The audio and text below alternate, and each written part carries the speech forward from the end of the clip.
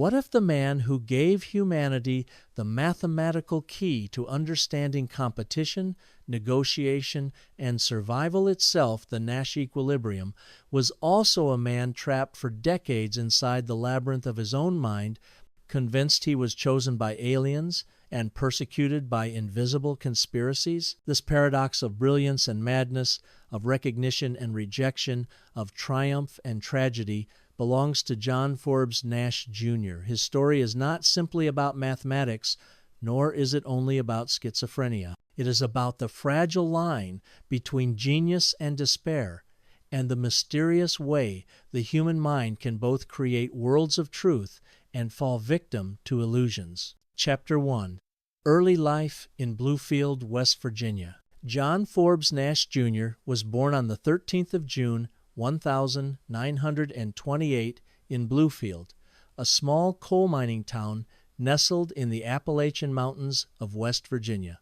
The air was heavy with coal dust, the economy built on the back of laborers who carved wealth from beneath the ground. In such an environment, brilliance was not expected, nor was genius nurtured. But from the very beginning, Nash was not like other children. Family background. His father, John Nash Sr., worked as an electrical engineer for the Appalachian Electric Power Company. A practical man, disciplined and rational, he embodied the steadying influence of order. His mother, Margaret Virginia Martin, had once been a schoolteacher. She brought into the home a love for learning, books, and intellectual discipline. Together they formed a household that prized education and ambition. Nash's younger sister, Martha, would later describe how their mother focused intently on John's development, always ensuring he was surrounded by books, maps, and puzzles. Yet, even in this nurturing environment, there were signs that John would not walk an ordinary path, a peculiar child. Unlike other children in Bluefield, who played baseball in the streets or explored the rugged hills, John was often solitary, withdrawn into a world of thought. He preferred reading encyclopedias to engaging in games. He carried notebooks filled with odd calculations, cryptic symbols, and half-finished ideas. Teachers sometimes thought he was difficult, even arrogant, because he refused to follow instructions or insisted on solving problems his own way. By the age of 12, Nash was already experimenting with chemistry sets, conducting private experiments that occasionally frightened his parents. Once, he concocted a mixture that nearly exploded in the backyard shed. But to Nash, these were not mere childish hobbies, they were gateways into hidden truths of nature, the seeds of genius.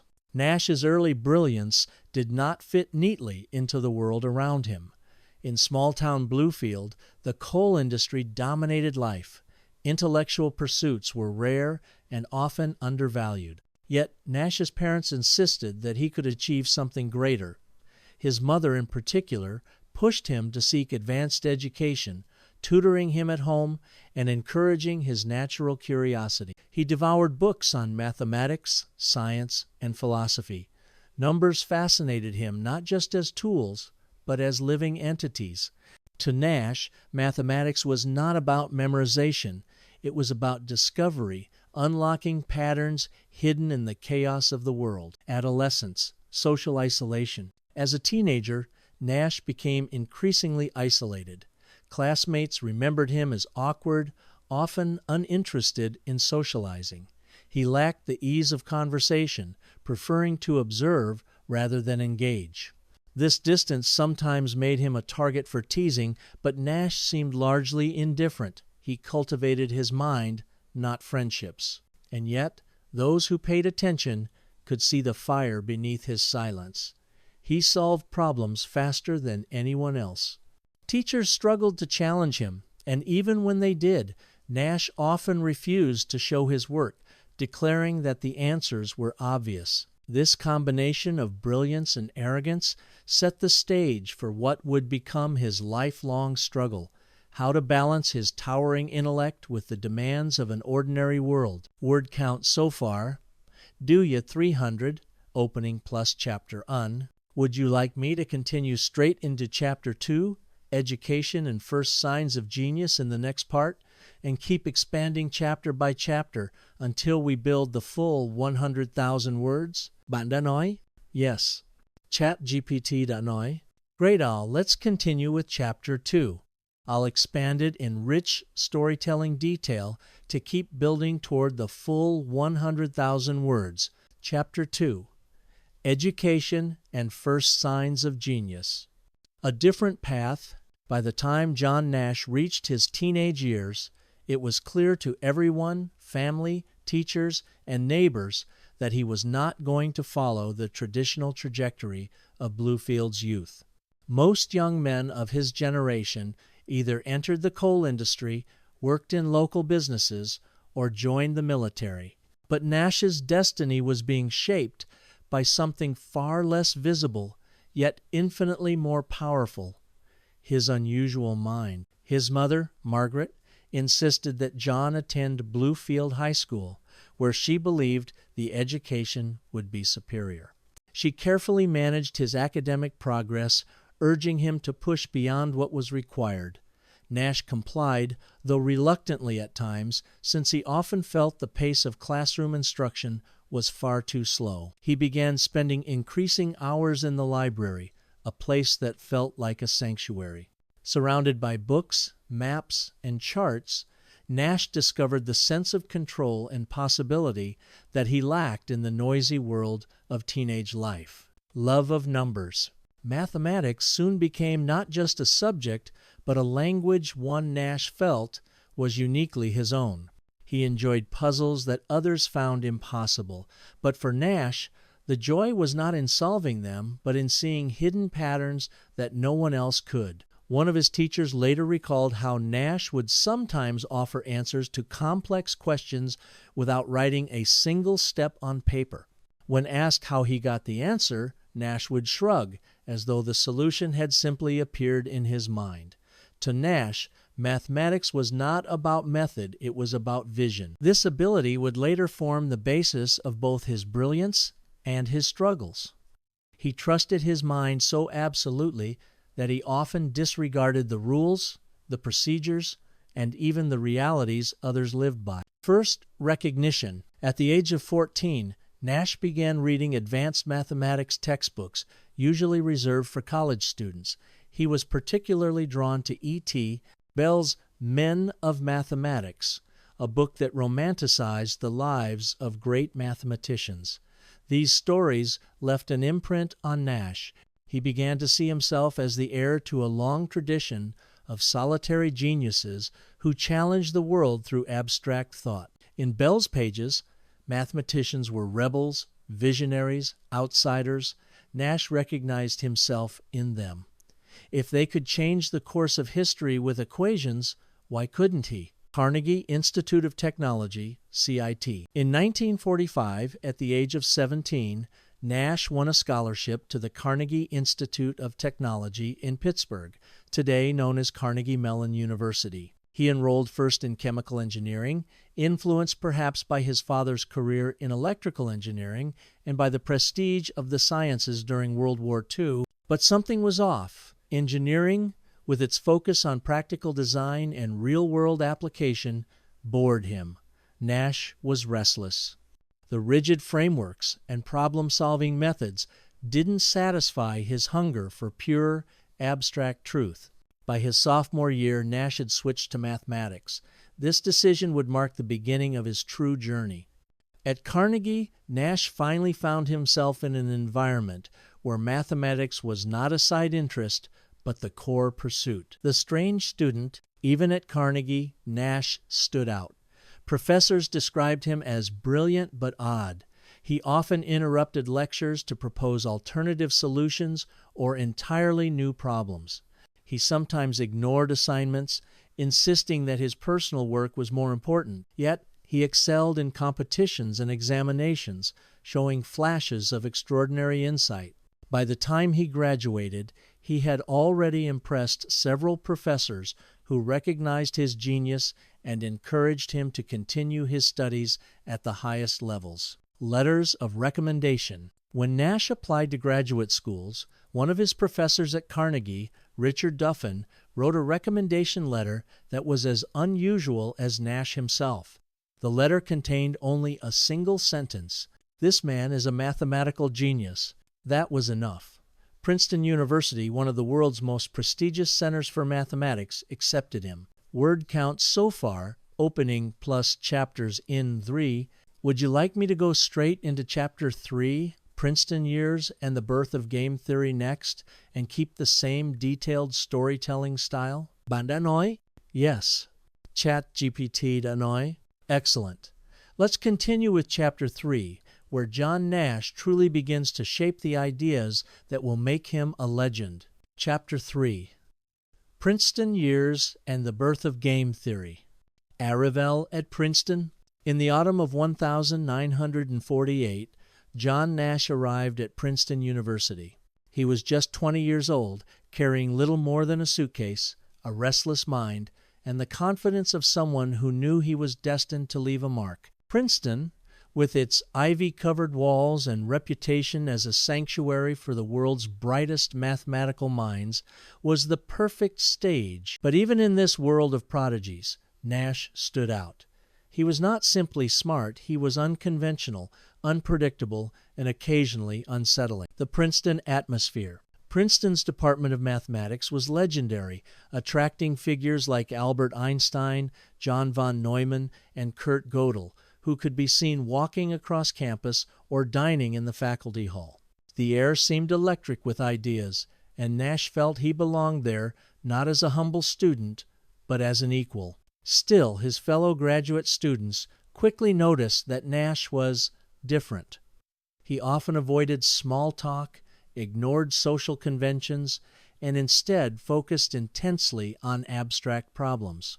Conversations with him could feel abrupt, almost combative, as if every exchange had to prove something. A mind searching for problems. While other graduate students dedicated themselves to established fields, number theory, topology, analysis, Nash was restless. He was not content to follow paths already paved by others. He wanted a problem that was entirely his own, a field where he could plant his intellectual flag. He wandered through the corridors, asking questions that seemed bizarre to some and profound to others. He scribbled equations on chalkboards, muttering to himself, always chasing a new idea. Inspiration from economics. It was during this period that Nash encountered problems in economics. At the time, economic theory relied heavily on cooperative models, where players in a system were assumed to work together to maximize outcomes. But Nash saw the world differently. To him, life was not about cooperation, it was about conflict, negotiation, and self-interest. War, business, politics, even relationships all involved individuals pursuing their own advantage. What if mathematics could capture that? Birth of the Nash equilibrium. Nash began to think deeply about non-cooperative games, where each participant chooses strategies independently. He asked a fundamental question: is there a point where each player's strategy is the best they can do given what everyone else is doing? The answer became his revolutionary concept, the Nash equilibrium. In such an equilibrium, no player can gain by changing strategy alone. It was a breathtakingly simple yet powerful insight. The equilibrium didn't mean peace, it meant stability. Even in competition, there existed a mathematical balance point where each decision was locked with the others. Doctoral dissertation. Nash formalized these ideas in his doctoral dissertation, a paper barely 27 pages long, titled Non-Cooperative Games. Despite its brevity, it would transform economics forever. His advisor, Albert W. Tucker, immediately recognized the brilliance of the work.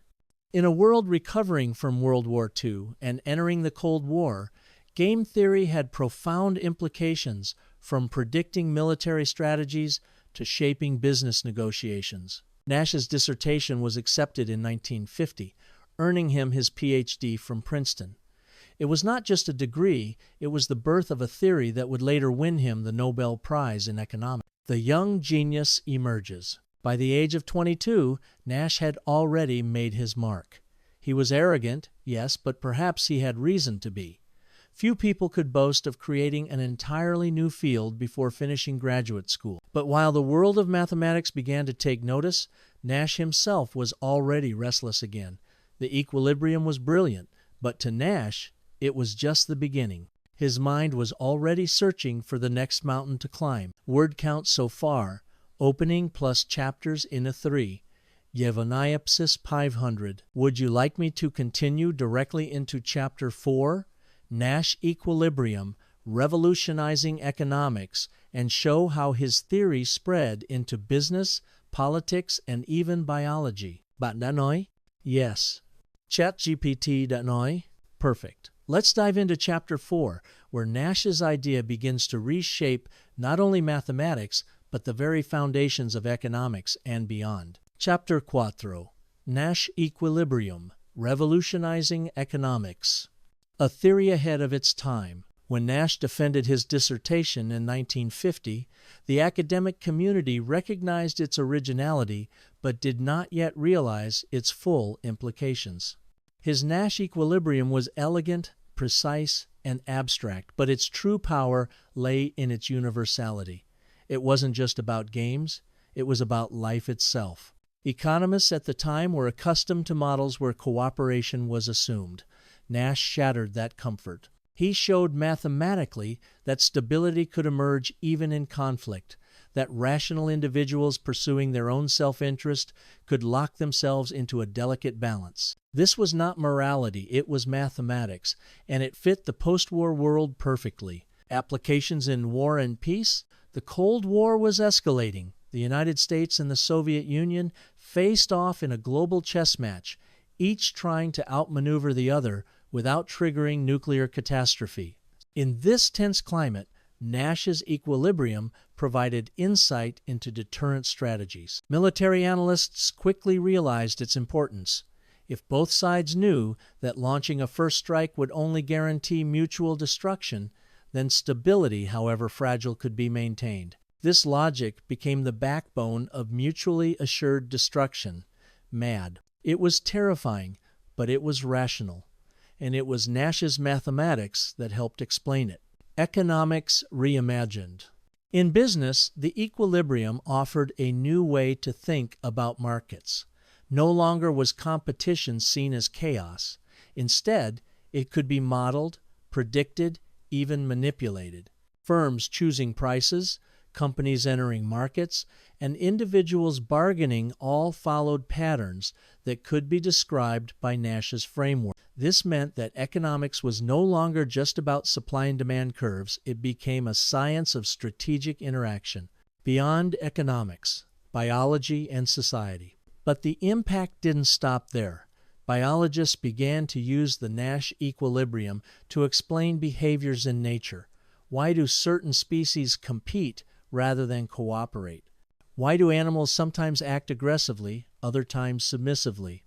Evolutionary biologists like John Maynard Smith adapted Nash's ideas into evolutionary game theory, revealing how survival strategies in nature could be modeled mathematically. Suddenly, Nash's work wasn't just about markets, it was about genes, ecosystems, and the very fabric of survival. The young celebrity of mathematics. At Princeton and beyond, Nash's reputation grew.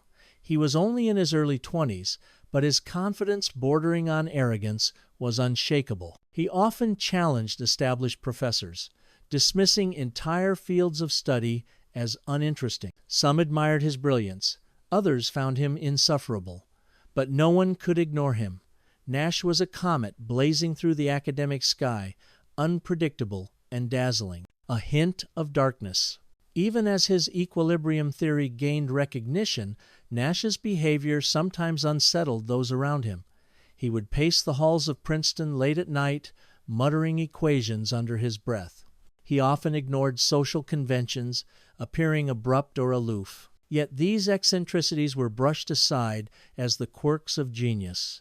No one could yet see that the same mind that had uncovered a universal truth about strategy was also beginning to fracture under the weight of its own brilliance. Word count so far, opening plus chapters in Atenia, Dessa sextian persona, Would you like me to continue directly into Chapter 5, Academic Recognition and Contributions Beyond Economics, where Nash explores pure mathematics geometry, PDEs, and cryptography, while his reputation as both a genius and an eccentric deepens? Bạn đã nói?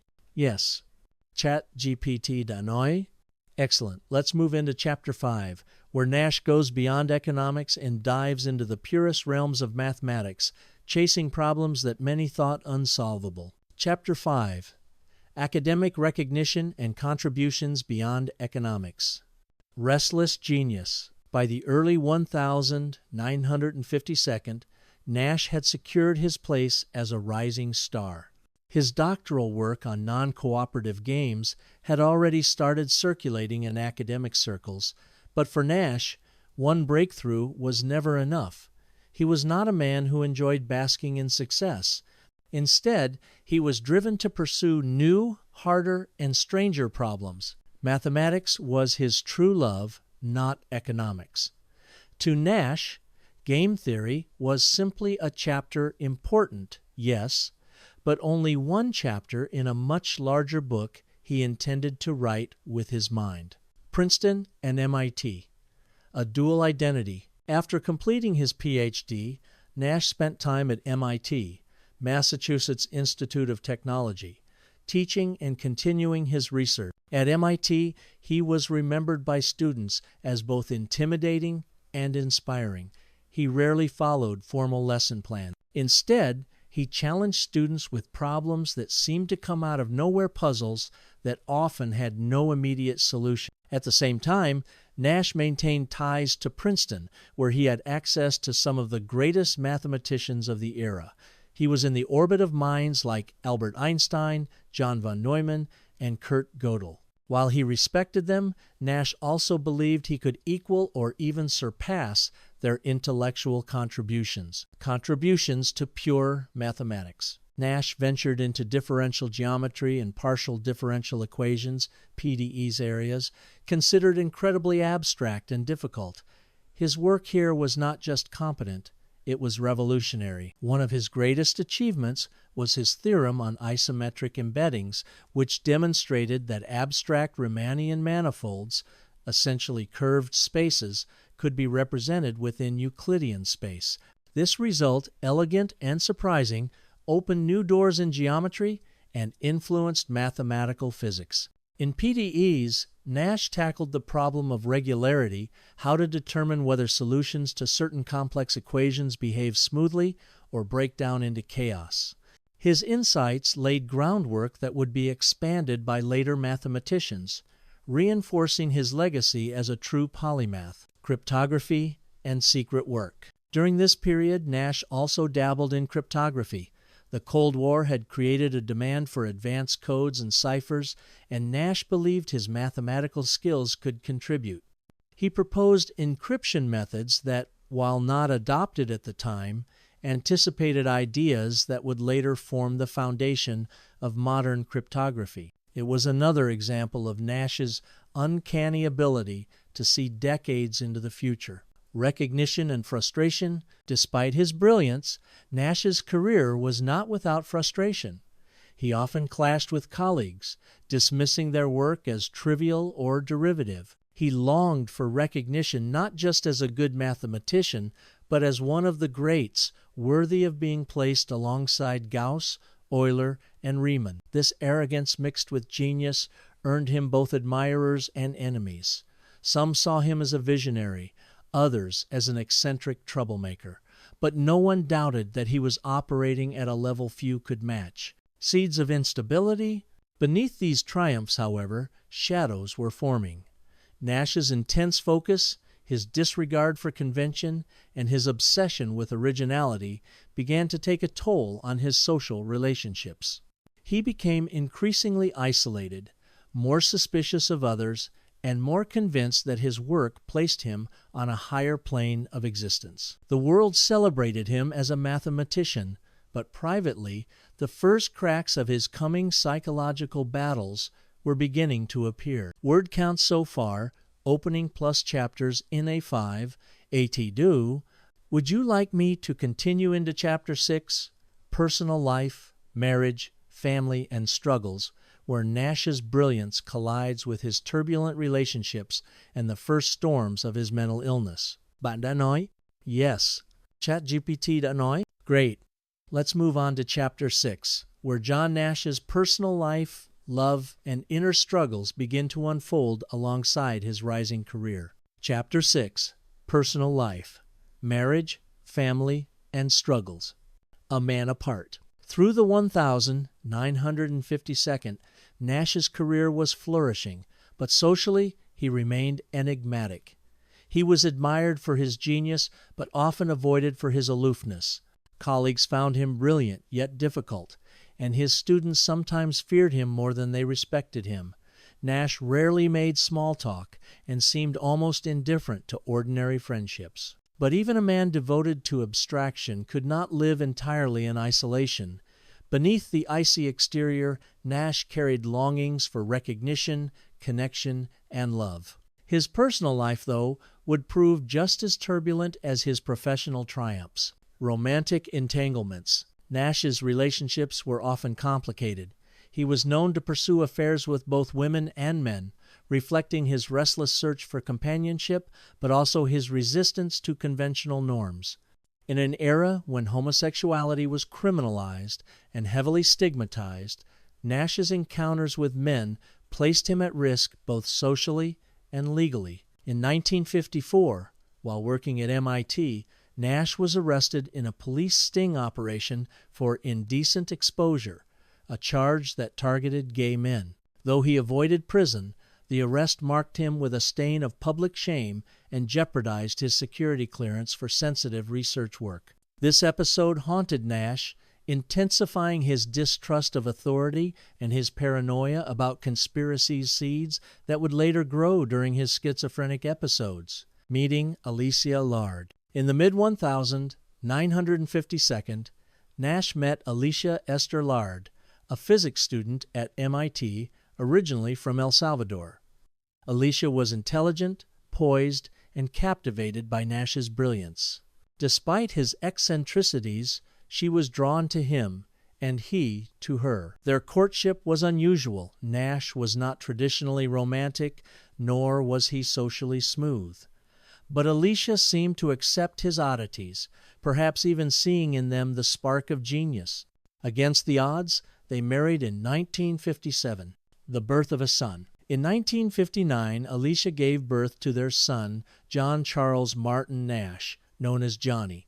For a brief moment, Nash appeared to have what many would call a stable life, a respected academic career, a young wife, and a newborn son. But stability was never something Nash's mind could hold on to for long.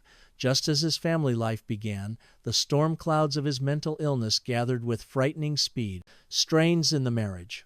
Even before his illness became undeniable, Nash's marriage was strained. He was often distant, lost in thought, and emotionally detached. Alicia, though supportive, found herself in the role of caretaker as much as partner. At times, Nash's brilliance drew admiration from her. At other times, it isolated him from her. Their life together oscillated between moments of intimacy and long stretches of silence, during which Nash seemed absorbed in a world that excluded even his wife and son. The pressure of genius. Part of the difficulty lay in Nash's own perception of himself. He wanted to be more than just a mathematician. He wanted to be remembered as one of history's greatest minds. That ambition, combined with his growing paranoia, created a pressure cooker within his psyche. The balance he had achieved between genius and eccentricity, ambition and family was fragile. By the end of the 1952nd, it began to collapse. Word count so far, opening plus chapters Einsham, Time Pensou. Would you like me to continue directly into Chapter 7? Schizophrenia. A beautiful but troubled mind, where Nash's life descends into paranoia, delusions, and the long struggle with mental illness. Bạn đã nói? Yes. ChatGPT đã nói? Excellent. Let's now move into Chapter 7, the turning point of Nash's life where brilliance and madness collide. Chapter 7. Schizophrenia, a beautiful but troubled mind. The first signs. By the late 1952, the brilliance that had carried Nash to the top of the mathematical world began to unravel. What at first seemed like quirks, eccentric habits, aloofness, abrupt speech started to grow into something darker. He became increasingly suspicious of colleagues, convinced that hidden codes and messages were directed at him. Nash would walk into rooms and suddenly stop mid-step, staring at patterns on the wall as if they concealed secrets only he could decipher. Newspapers, street signs, even license plates seemed to him like cryptic communications. What others dismissed as randomness, Nash interpreted as signals in a vast conspiracy. The delusions take hold. By 1959, Nash's mental state had deteriorated sharply. He believed he was being recruited by governments to play roles in secret missions. At times, he claimed to be working for the U.S. Department of Defense on cryptographic projects. At other times, he thought he was a messenger chosen by aliens. One recurring delusion was that he was the Emperor of Antarctica. To Nash, this was not a joke, but a conviction, a sign of his destiny in a cosmic game beyond ordinary human comprehension. His colleagues at MIT and Princeton grew alarmed. Once celebrated for his originality, Nash was now whispered about as unstable, even dangerous. Hospitalization. In 1959, Nash's behavior became impossible to ignore.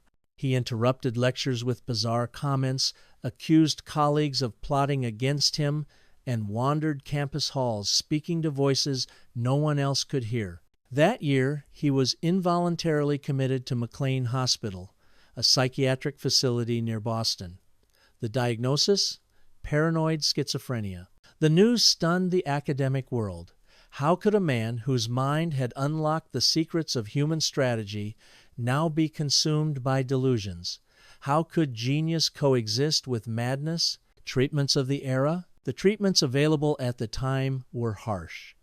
Nash was subjected to insulin shock therapy, a controversial practice meant to reset the brain through induced comas. He also received antipsychotic medications, which dulled his mind and left him detached from his mathematics. To Alicia, the experience was devastating. She had married a brilliant man, only to find herself the wife of someone she no longer fully recognized. Their infant son, Johnny, grew up in the shadow of a father who slipped in and out of lucidity. The long decline. After his release, Nash attempted to return to academic life, but the delusions persisted.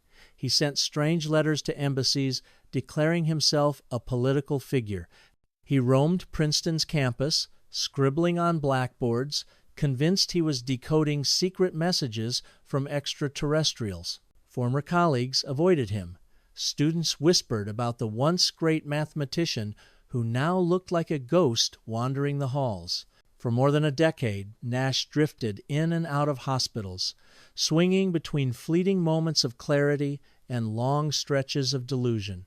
His career, once destined for immortality, seemed over. Alicia's role. Through it all, Alicia remained by his side, though their marriage eventually collapsed under the strain.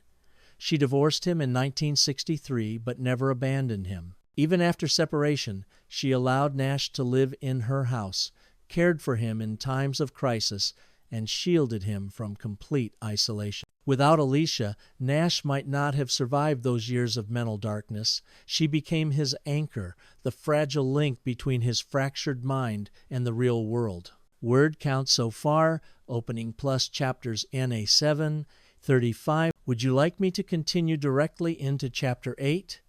Years in isolation and gradual recovery, showing how Nash wandered the halls of Princeton like a silent figure before slowly, almost mysteriously, regaining control of his mind? Bạn đã nói? Yes. Chat GPT đã nói? Perfect. Now we enter chapter 8, perhaps the most haunting yet miraculous period of John Nash's life, the decades of isolation, and his gradual, almost inexplicable recovery. Chapter 8. Years in Isolation and Gradual Recovery. A Ghost at Princeton. Through the 1962nd and 1972nd, John Nash became a spectral presence at Princeton. Once hailed as a genius among geniuses, he now drifted silently through the university's corridors, disheveled, muttering to himself, scribbling fragments of equations on blackboard. Students whispered about him, "That's John Nash, the one who invented a whole branch of economics." But to many he seemed less like a professor and more like a ghost haunting the halls of academia. He no longer held a faculty position. He no longer published. His conversations often spiraled into paranoia about world governments, alien intelligences, and coded messages in newspapers. Isolation and estrangement, friends and colleagues, though sympathetic, kept their distance. The mathematical community had little space for someone so unpredictable, and Nash's inability to separate delusion from reality alienated him further. Even his family life was fractured. His son Johnny grew up with an absent father, physically present but mentally unreachable. Alicia, though divorced from Nash in 1963, remained a quiet guardian, offering him shelter when needed but unable to repair the life that schizophrenia had shattered. Survival at the edge. Yet Nash never disappeared completely. Despite his illness, he clung to Princeton as though it were his last tether to reality. He wandered campus, sat in on seminars, and occasionally engaged in conversation that revealed flashes of his old brilliance. Mathematicians would later say that even in his most troubled years, Nash's insights, when coherent, carried weight. The genius was still there, buried beneath layers of delusion. The shift in the 1982nd, then something extraordinary happened. By the early 1982nd, Nash began to slowly regain stability. Without dramatic intervention, without miracle drugs, and without intensive therapy, the delusions that had once dominated his mind started to lose their grip. When asked later how he managed to recover, Nash offered a simple, almost mysterious explanation. "Gradually, I began to intellectually reject some of the delusionally influenced lines of thinking." In other words, Nash reasoned his way out of madness.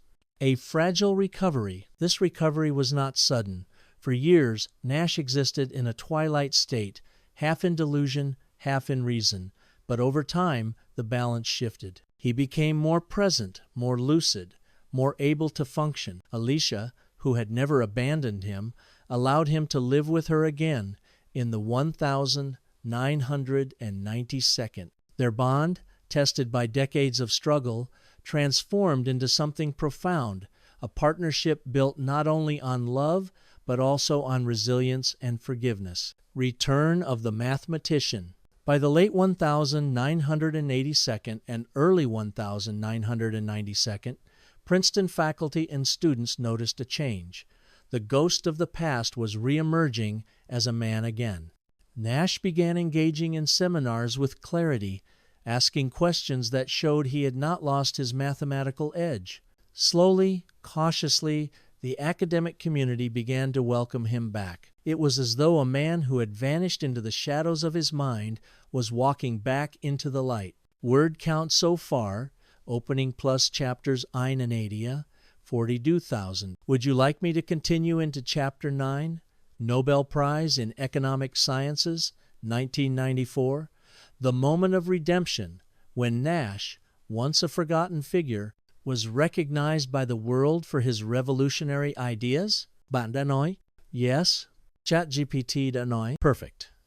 Let's continue with Chapter 9, the triumphant moment when the world finally turned its eyes back to John Nash. Chapter 9, Nobel Prize in Economic Sciences, 1994. A long-delayed recognition. By the early 1992nd, whispers about John Nash's recovery began to circulate. The once mad mathematician who had spent decades wandering Princeton like a ghost was now participating again in seminars. His ideas were clear, his insights sharp. He was not the same Nash of the 1952nd, but the core of his genius had survived. Meanwhile, outside academia, Nash's early work in game theory had blossomed into a cornerstone of modern economics. His concept of the Nash equilibrium, once an obscure dissertation, had become essential in understanding competition, bargaining, auctions, and negotiation. From Wall Street to the Pentagon, from biology labs to international diplomacy, Nash's theory was everywhere, and the world began to ask, how had this man, once lost to madness, reshaped the way we understand strategy? The Nobel Committee takes notice. In 1994, the Royal Swedish Academy of Sciences awarded the Nobel Prize in Economic Sciences jointly to John Nash, John Harsanyi, and Reinhard Selten for their pioneering analysis of equilibria in non-cooperative games. For Nash, this was redemption. For decades, he had been a forgotten figure, whispered about as a tragic genius. Now, at 66 years old, he stood on the world stage as one of the most important thinkers of the 20th century. Controversy and debate. The decision was not without controversy. Some critics questioned whether Nash, given his history of schizophrenia, could fully represent the Nobel's prestige. Others worried about rewarding a man whose personal life had been marked by instability and estrangement. But the mathematics was undeniable. The Nash equilibrium had changed the world. No illness, no personal struggle could erase that fact. The Nobel ceremony. In December 1994, Nash traveled to Stockholm with Alicia by his side. For years, she had cared for him through his darkest days, and now she shared in his triumph. Dressed formally, Nash walked into the grand hall of the Stockholm Concert Hall, where the King of Sweden presented him with the Nobel medal. It was a surreal moment. For Alicia, it was the culmination of years of sacrifice. For Nash, it was the confirmation that his long struggle through madness, through humiliation, through obscurity, had not been in vain. A public figure once more. The Nobel Prize transformed Nash into a public figure. Newspapers ran features on his life, highlighting the dramatic arc of genius lost and regained.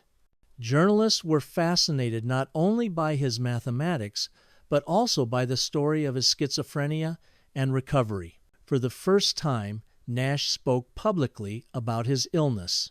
In interviews, he acknowledged the delusions that had consumed him, but also described how he had learned to reject irrational thinking and return to clarity. His openness about mental illness was groundbreaking, reducing stigma and inspiring countless people who struggled in silence. A new chapter with Alicia. The Nobel also brought Nash and Alicia closer together. Though divorced for decades, they reconciled and remarried in 2001, sealing a bond that had survived extraordinary trials. Their relationship was no fairy tale, but it was built on resilience, loyalty, and an unshakable connection forged through suffering and survival. Legacy secured. The Nobel Prize cemented Nash's place in history. He was no longer just a mathematician who had slipped into madness. He was a symbol of resilience, proof that genius could survive even the most devastating illness. And yet, even with global recognition, Nash remained humble. He told reporters that mathematics, not prizes, was his true reward. He returned to Princeton, where he continued to attend seminars, scribble equations, and quietly inspire a new generation of mathematicians. Word count so far, opening plus chapters ennea of Binta 1000. Would you like me to continue into chapter 10? Return to Mathematics and Recognition, Abel Prize, showing how Nash's later years were filled with renewed contributions and one final honor before his tragic death. Bạn đã nói? Yes. ChatGPT đã nói? Perfect. Now we move into chapter 10, where Nash enjoys an extraordinary second act in life, a return to mathematics, renewed respect, and one last great honor. Chapter 10. Return to Mathematics and Recognition, Abel Prize. A quiet but steady return. After the Nobel Prize in 1994, John Nash once again became a respected presence in the academic world. At Princeton, where he had once wandered the halls as a forgotten figure, he was now a symbol of resilience and brilliance. He began attending seminars regularly, not as a star giving lectures, but as a quiet observer and occasional participant. Younger mathematicians, many of whom had only heard of him as a legend from textbooks, now saw him sitting in the back row, raising questions that cut to the heart of problems. His interventions were rare, but when he spoke, his words carried weight. It was as though Nash had returned from exile, not in triumphal glory, but in a subtler, humbler form, a man grateful to simply be part of mathematics again. Continuing influence. Though Nash never again produced breakthroughs on the scale of his early work, his presence itself was inspiring. His Nash equilibrium had become a foundational tool across economics, biology, computer science, and political strategy. Graduate students studied his papers as sacred texts, and his life story, genius, madness, recovery, became a powerful narrative for resilience. The recognition he received in later years was not only for his past work, but also for the courage he embodied. He showed that intellectual life could survive even after decades lost to illness. The Abel Prize. In 2015, Nash received what many mathematicians consider the Nobel of Mathematics, the Abel Prize awarded by the Norwegian Academy of Science and Letters. While the Nobel in Economics had honored his contribution to game theory, the Abel Prize celebrated his pure mathematical achievements, particularly his groundbreaking work on partial differential equations and geometric analysis. These contributions, made in the 1952nd, had long-lasting impact and influenced areas as diverse as fluid dynamics and general relativity. The Abel Prize placed Nash where he had always wanted to be, alongside the greatest pure mathematicians in history.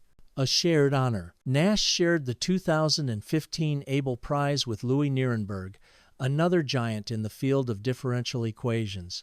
The ceremony in Oslo was a moving moment. Nash, then 86 years old, stood on stage with Alicia by his side, applauded not only as a mathematician, but as a human being who had endured unimaginable struggles. For Nash, the Abel Prize was a validation beyond economics. It was recognition that he belonged in the pantheon of pure mathematics, his first and deepest love. A poignant full circle. In many ways, the Abel Prize represented the closing of a circle. As a young man, Nash had longed to be seen as one of the immortals of mathematics. His descent into illness had denied him that recognition for decades, but now, near the end of his life, the mathematical world had embraced him fully. It was a final act of redemption, an acknowledgement that the brilliance of John Nash had not been diminished by his long struggles, it had been deepened by them. Edge word count so far. Opening plus chapters Undeva, 5750 C. Would you like me to continue into chapter 11? Later life and public persona, where Nash, now a symbol of genius and survival, inspires the world through his story and becomes the subject of books and films like A Beautiful Mind, Bandanoi? Yes, ChatGPT Danoi. Perfect. Let's continue with Chapter 11, where Nash transforms into a public figure, admired not only for his mathematics, but also for his extraordinary survival story. Chapter 11, Later Life and Public Persona. The Unexpected Celebrity. After receiving the Nobel Prize in 1994, Nash gradually became something he had never been before, a public figure. For decades, his name had been whispered in academic circles, often with pity or unease, the genius who had lost his mind. But now journalists, writers, and filmmakers saw in his life a story far larger than mathematics, the drama of genius, madness, and redemption. Nash, once withdrawn and suspicious, now faced microphones and cameras. At first, he appeared awkward, uncomfortable in the spotlight. He often answered questions with short, halting phrases, as if uncertain whether the world was truly listening. But over time, he grew into the role, realizing that his story carried power far beyond his equations. A Beautiful Mind. In 1998, journalist Sylvia Nassar published A Beautiful Mind, a biography of Nash that told his story in full. The childhood genius, the game theory breakthrough, the descent into schizophrenia, and the improbable recovery. The book received wide acclaim, introducing Nash's life to readers far beyond the mathematical community. Then came Hollywood. In 2001, director Ron Howard released the film A Beautiful Mind, starring Russell Crowe as John Nash and Jennifer Connelly as Alicia. The movie dramatized Nash's struggles and triumphs, taking some liberties with the facts but capturing the essence of his journey. The film won 4 Academy Awards, including Best Picture. Suddenly, John Nash was not just a Nobel laureate, he was a cultural icon. Mixed feelings. Nash's response to his newfound fame was complex. On one hand, he appreciated the recognition, especially the attention given to Alicia's role in his survival. On the other hand, he disliked some of the film's distortions. For example, it exaggerated his visual hallucinations, which were less central in his real illness. Yet, he acknowledged that the film helped destigmatize schizophrenia, giving the public a more human view of those who suffer from it. For Nash, this was important. He had lived in silence and shame for decades. Now, his story offered hope to countless others. Advocated for understanding. In public talks, Nash began to address mental illness openly. He spoke about his years of delusion, about how he slowly rejected irrational thinking, and about how society often misunderstands those who suffer from schizophrenia. He did not present himself as a hero, but as a survivor. His message was simple yet profound. Recovery was possible, and genius could coexist with vulnerability. Life with Alicia in later years. In 2001, Nash and Alicia remarried after nearly 4 decades apart. Their reunion was not a fairy tale. It was a quiet acknowledgement of the unbreakable bond that had endured through suffering. They lived together in Princeton, where Nash continued to attend seminars and Alicia remained his companion and protector. Neighbors saw them walking together, often in silence, their presence a symbol of resilience and forgiveness. For Alicia, the years of pain had led to a bittersweet peace. For Nash, the return of stability was a gift he no longer took for granted, the symbol of genius and survival. By the 2002, Nash was no longer just a mathematician. He had become a symbol of genius, of fragility, of resilience.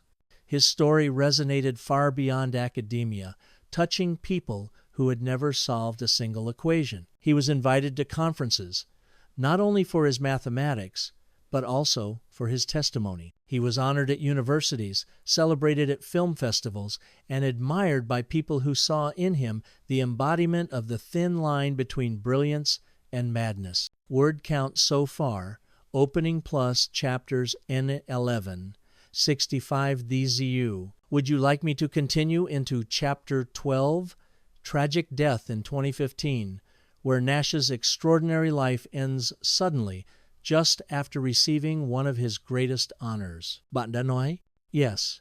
ChatGPT đã nói. All right, now we move into Chapter 12, where John Nash's remarkable journey comes to its tragic close. Chapter 12, Tragic Death in 2015, A Triumphant Spring. In May 2015, John Nash and his wife Alicia were in Europe to celebrate what many considered the crowning moment of his late career, the awarding of the Abel Prize in Oslo, Norway. This recognition, often described as the Nobel Prize of Mathematics, honored his contributions to partial differential equations and geometric analysis, confirming once and for all his place among the immortals of pure mathematics. At the ceremony, Nash, then 86 years old, appeared frail but dignified. Standing alongside his longtime colleague Louis Nierenberg, he accepted the applause of the world with humility. For Alicia, who had walked beside him through years of hardship, it was a moment of vindication. The world finally saw not only the genius, but the man who had endured so much. The couple returned to the United States full of joy. After decades of struggle, exile, and recovery, Nash seemed to have achieved a balance, recognition, stability, and peace. The journey home, on May 23, 2015, Nash and Alicia were traveling home from the Newark airport in a taxi after their flight from Norway. They carried with them the memories of the Abel Prize ceremony, the warmth of international admiration, and the quiet satisfaction of lives redeemed. But fate intervened with cruel suddenness. The accident? Their taxi driver lost control of the vehicle on the New Jersey Turnpike. The car struck the guardrail, throwing both Nash and Alicia from the vehicle. Neither had been wearing seat belts. Emergency responders rushed to the scene, but it was too late. John, Nash, and Alicia both died instantly. He was 86. She was 82. The news stunned the world. A man who had survived madness, humiliation, and decades of obscurity had been taken not by illness, but by chance. And Alicia, who had stood by him through it all, perished at his side. Global mourning. Tributes poured in from across the globe. Mathematicians, economists, and world leaders honored Nash's intellectual legacy. Ordinary people who had been touched by a beautiful mind mourned the man whose story had given them hope. Princeton University lowered its flags. Students left flowers at the doors of Fine Hall, where Nash had once wandered like a ghost and later returned as a quiet sage. The Nobel Committee issued a statement praising Nash's extraordinary contributions and acknowledging the tragic loss. A poetic ending. Some saw the manner of Nash's death as cruel irony to survive the storms of the mind, only to fall to an accident on a highway. Others saw it as poetic. John and Alicia, bound together in life and in struggle, left the world together, inseparable even in death. In the end, Nash's story was not simply about mathematics. It was about the fragility of life, the resilience of the human spirit, and the profound mystery of the mind. His death, like his life, carried the weight of tragedy and inspiration. Word counts so far, opening plus chapters in Adola, 72 Hamas y Pensol. Would you like me to continue into chapter 13?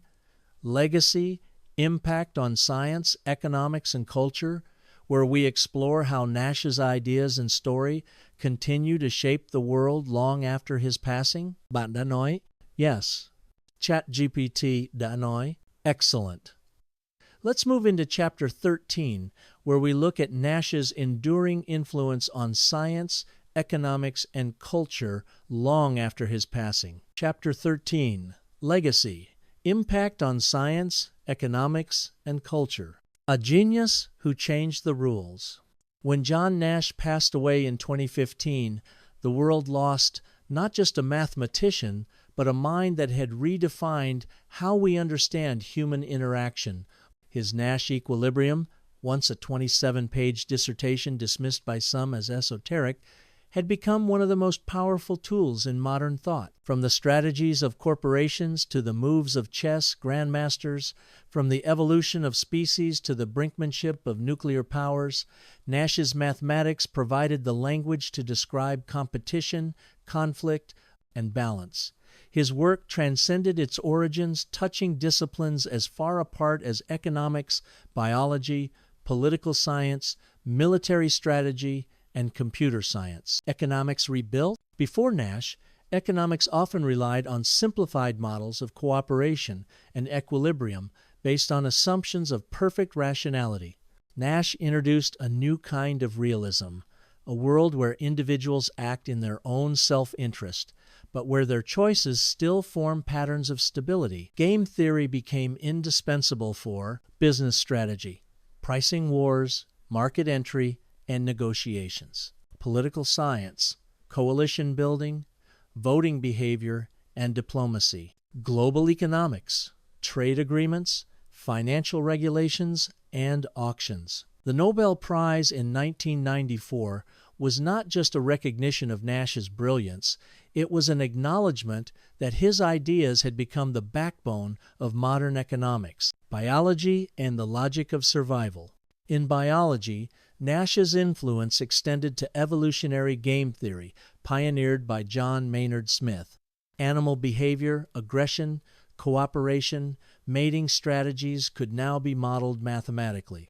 Evolution itself could be seen as a game where strategies compete for survival. The very fact that behaviors as primal as aggression in animals or cooperation in colonies could be described with equations demonstrated the depth of Nash's insight.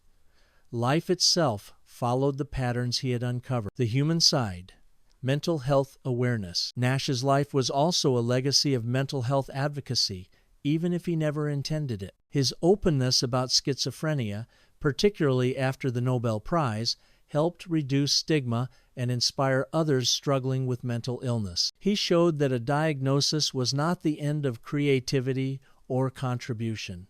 His recovery, though mysterious, became a symbol of hope that brilliance could survive even decades of darkness. In classrooms, clinics, and conferences, Nash's story became an example that genius and vulnerability are not opposites. They often live in the same mind.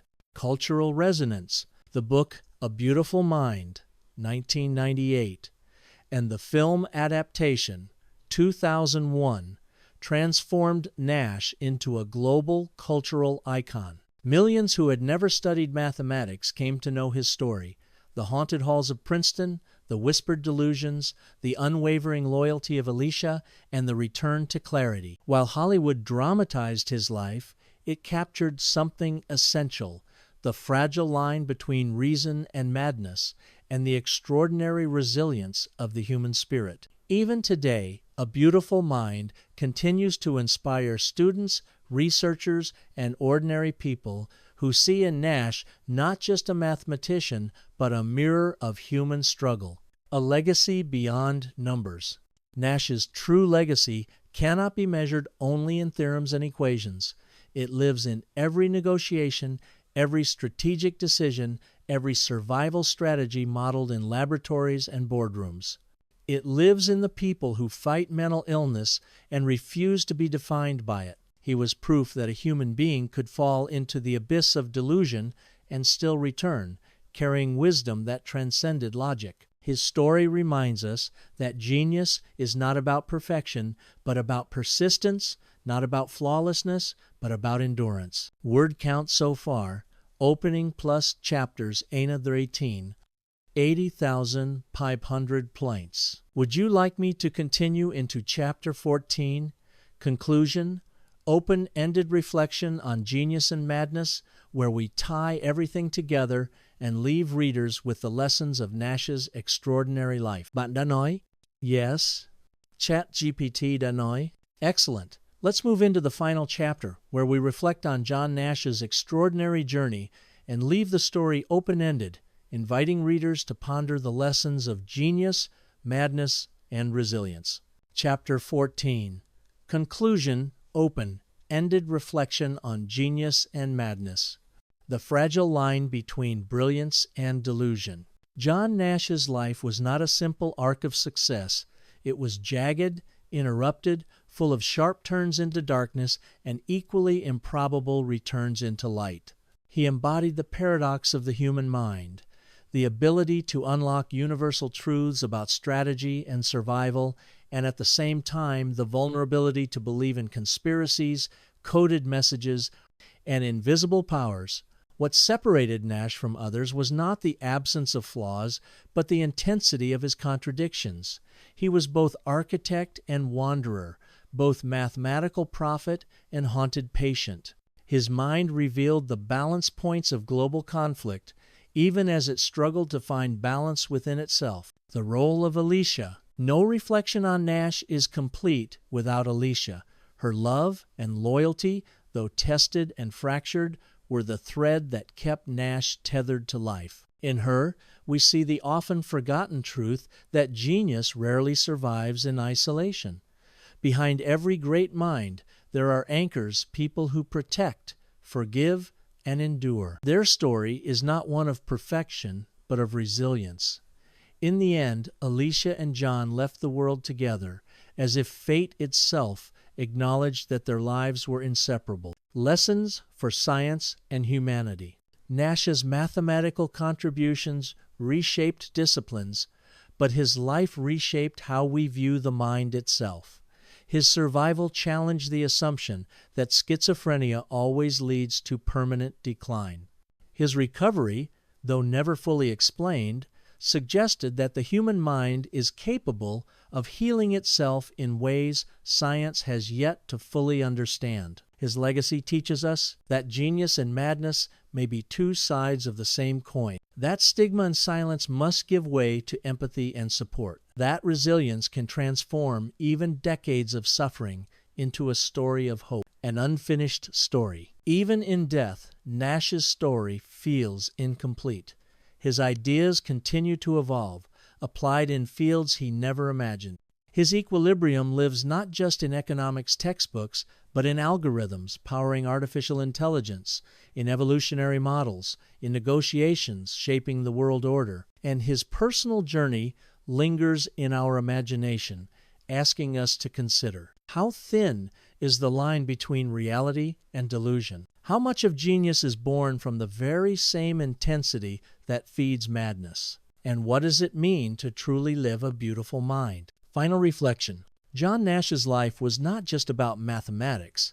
It was about the human struggle to make sense of a world that is both ordered and chaotic, rational and irrational. He leaves us with an open question, a challenge not of numbers, but of existence itself. Can we find equilibrium not only in our equations, but in our lives?